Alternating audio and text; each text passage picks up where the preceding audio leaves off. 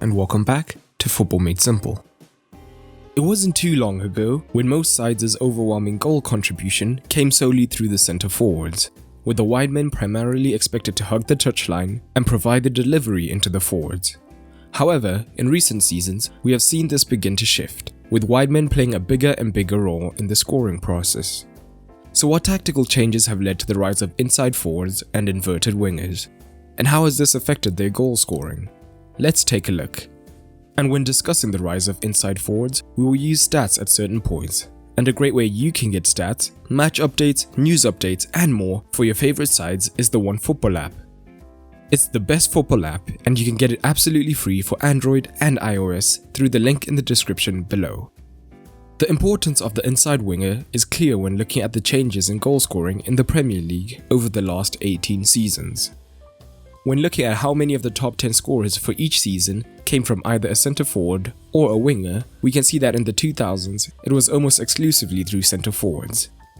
But starting around the 2013-14 season, we have seen a more consistent drop in the number of dedicated centre forwards finishing in the top 10. Of course, this is a relatively small sample size with a lot of variability, but it does point to an interesting trend. And this trend has been led by the likes of Robben, Ribéry, Messi, Ronaldo, Sterling, and many more. So let's first take a look at the tactical evolutions that led to players like this being advantageous. In the years before, formations with two frontmen were pretty much the standard, normally the 4-4-2, although the 5-3-2 did have its fair amount of adopters. But one of the first dominoes that led to teams adopting the inverted winger was moving away from the two-man front line. This was initially with one of the forwards moving into the 10 position, and eventually even deeper to become the third central midfielder. We discussed this evolution in depth in this video, also linked in the description and the end cards. Either way, the goal was to dominate possession against a two-man midfield, so teams naturally adapted by moving to a 3. So where in prior years, the focus was on immediately going long to a forward who had support around him, now it was about having more support in midfield instead. But at times, this meant that the centre forward could become isolated. Another factor was the evolution of the fullback/wingback. In prior seasons, the role of defenders was very much to defend, and to get the ball to the more talented players up front as quickly as possible. This meant that the fullbacks rarely ventured into the forward regions, instead remaining deep, ready to stop a counter-attack. So, the wingers had to remain wide to provide the team width. This, of course, has changed massively now, with most teams having two fullbacks who are at least competent in attack or even better in attack than defense, so they are able to provide the width. And some teams do prefer to create using this wide overload with the two men combining, usually with the fullback looking to cross on the overlap. And here we see another factor. In prior years, it was not uncommon to have two 6-foot+ centre forwards waiting in the box for the cross. But as the game has gotten more and more technical throughout the years, more diminutive players have moved to the centre forward role. In addition, only having one centre forward waiting for the cross amongst the defenders means that the efficiency of this tactic has plummeted. And here is where the inside forwards and inverted wingers have come to the fore. First, a quick differentiation between an inverted winger and an inside forward. A key element of the inverted winger is they usually play on the opposite side of their strong foot. So, a right-footed winger playing on the left and vice versa. In addition, they can concentrate more on creating than goal scoring. An easy example of this is Ribéry from the classic Bayern Munich team, which we have looked at in depth, link also linked at the end of this video. And inside forwards may operate higher up the pitch with a bigger focus on goal scoring. Crucially, they do not have to play on the opposite side to their dominant foot, so you could have a right-footed inside forward on the right. Examples of this are Pedro playing down the right for Barcelona, Gnabry doing the same for Bayern, and even Sterling at times for City. So, when teams play with a deep midfield 3 and potentially lack a playmaker in zone 14, the more created inverted wingers have come to the fore. By cutting in, they easily open up the pitch for themselves, as they would be shifting the ball onto their strong foot, from where they can play the ball anywhere on the pitch. This is in contrast to traditional wingers, where on their strong foot, they can really only look to attack the byline and swing in the cross. In addition, operating in these areas means they can create a midfield overload, something many teams crave.